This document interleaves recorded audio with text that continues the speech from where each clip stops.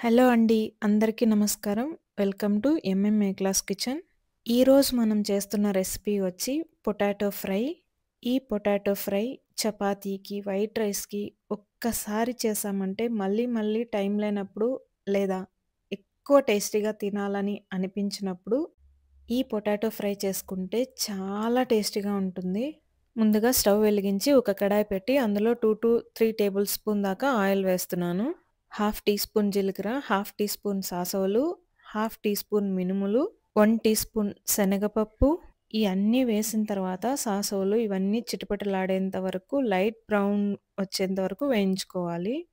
Half tea spoon పసుపు, 2 tea spoons ధనియాల పొడి, హాఫ్ టీ స్పూన్ కారప్పొడి, అలాగే రుచికి సరిపడా సాల్ట్ వేసి ఇక్కడ నేను హాఫ్ టీ స్పూన్ వేశాను. సో, మీకు రుచికి ఎలా సరిపోతుందో అలా వేసుకొని ఇలా మిక్స్ చేస్తూ తిప్పాలి.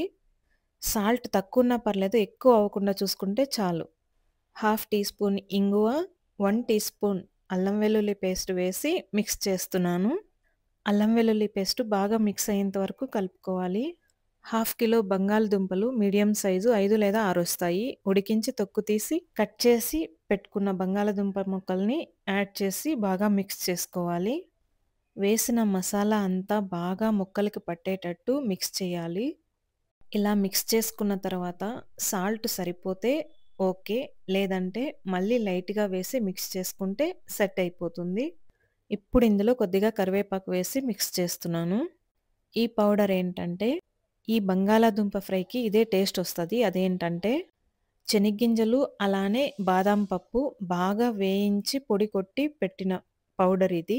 ఇది వేస్తే ఏ కర్రీలోకైనా చిక్కగా వస్తుంది. అలానే టేస్ట్ అద్దిరిపోతుంది.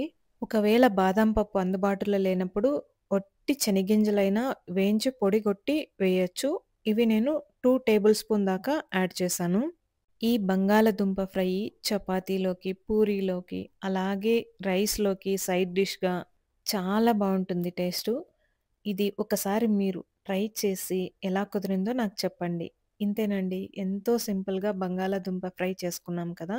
మళ్ళీ ఒక మంచి రెసిపీతో నెక్స్ట్ వీడియోలో కలుద్దాం. Thank you.